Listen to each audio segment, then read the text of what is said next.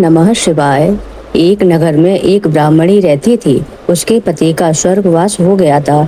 उसका कोई आश्रयदाता नहीं था, इसलिए सुबह सुबह वह अपने पुत्र के साथ भीख मांगने निकल पड़ी थी। इच्छाटन से ही वह अपना और अपनी संतान का पेट पालती थी। एक दिन ब्राह्मणी घर लौट रही थी तो उसे एक लड़का घायल अवस्था में कराहता हुआ मिला। ब्राह्मणी दयावश उसे अपने घर ले आई। वह लड़का विदर्भ का राजकुमार था। शत्रु सैनिकों ने उसके राज्य पर आक्रमण कर उसके पिता को बंदी बना लिया था और राज्य पर नियंत्रण कर लिया था, इसलिए वह मारा मारा फिर रहा था। राजकुमार ब्राह्मण पुत्र के साथ ब्राह्मणी के घर रहने लगा। एक दिन अंशुमती नामक एक गंधर्व कन्या ने राजकुमार को देखा और उस पर मोहित हो गई। अगले दिन अंशुमती अपने माता पिता को राजकुमार से मिलाने लाई। उनको भी राजकुमार अच्छा लगा। कुछ दिनों बाद अंशुमती के माता पिता को भगवान शंकर ने सपने में आदेश दिया कि राजकुमार और अंशुमती का विवाह करा दिया जाए। जैसा भगवान शिव ने कहा वैसा ही राजा ने कर दिया। ब्राह्मणी हमेशा से प्रदोष तिथि का व्रत करती थी। उसके व्रत के प्रभाव और गंधर्व राज की सेना की सहायता से राजकुमार ने विदर्भ से शत्रुओं को खदेड़ दिया और पिता के राज्य को फिर से प्राप्त कर आनंद पूर्वक रहने लगा। राजकुमार ने ब्राह्मण पुत्र को अपना प्रधानमंत्री बनाया। ब्राह्मणी के प्रदोष व्रत के महात्म से जैसे राजकुमार और ब्राह्मण पुत्र के दिन फेरे, वैसे ही हे प्रभु दीनानाथ भगवान शंकर अपने अन्य सभी भक्तों के दिन भी फिरते रहे। आपकी कृपा हम सभी पर बनी रहे। हर हर महादेव। ओम नमः शिवाय। बोलिए भगवान शंकर की जय, माता पार्वती की जय। एक बार किसी एक नगर में एक साहूकार रहता था। उसके घर में धन की कोई कमी नहीं थी, लेकिन कोई संतान न होने के कारण वह बहुत दुखी रहता था। संतान प्राप्ति के लिए वह हर सोमवार को व्रत रखता था और पूरी श्रद्धा के साथ शिव मंदिर जाकर भगवान शिव और माता पार्वती की पूजा करता था। उसके भक्त भाव को देखकर एक दिन माता पार्वती प्रसन्न होकर भगवान शिव से साहूकार की मनोकामना पूर्ण करने का निवेदन किया। माता पार्वती जी के आग्रह पर भगवान शिव ने कहा, हे पार्वती, इस संसार में हर प्राणी को उसके कर्मों का फल मिलता है और जिसके भाग्य में जो हो उसे भोगना ही पड़ता है।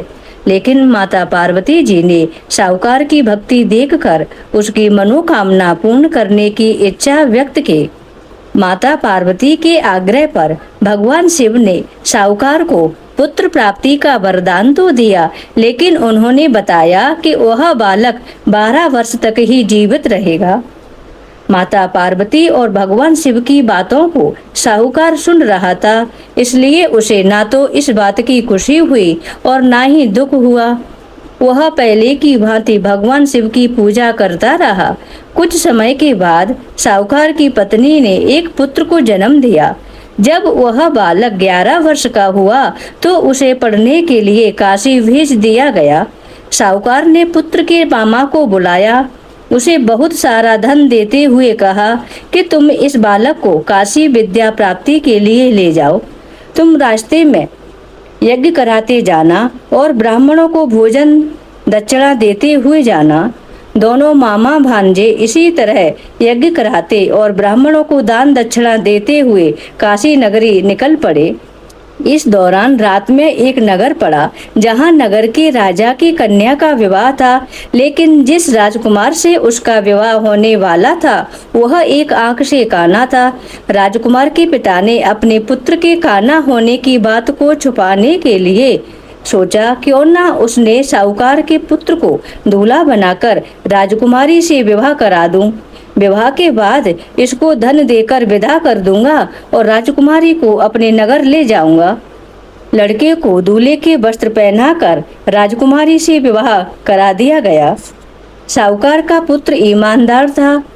उसे यह बात सही नहीं लगी, इसलिए उसने अवसर पाकर राजकुमारी के दुपट्टे पर लिखा कि तुम्हारा विवाह तो मेरे साथ हुआ है, लेकिन जिस राजकुमार के साथ तुम्हें भेजा जाएगा वह एक आंख से काना है। मैं तो काशी पढ़ने जा रहा हूँ। तब राजकुमारी ने चुन्नी पर लिखी बातें पढ़ी तो उसने अपने माता पिता को यह बात बताई। राजा ने अपनी पुत्री को विदा नहीं किया। फिर बारात वापस चली गई।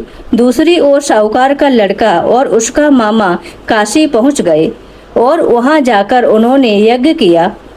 जिस दिन लड़का 12 साल का हुआ उस दिन भी यज्ञ का आयोजन था। लड़की ने अपने मामा से कहा कि मेरी तबीयत कुछ ठीक नहीं है। मामा ने कहा कि तुम अंदर जाकर आराम कर लो।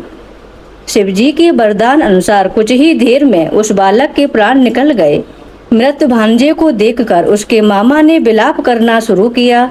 संयोगवश उसी समय भगवान शिव और माता पार्वती उधर से जा रहे थे।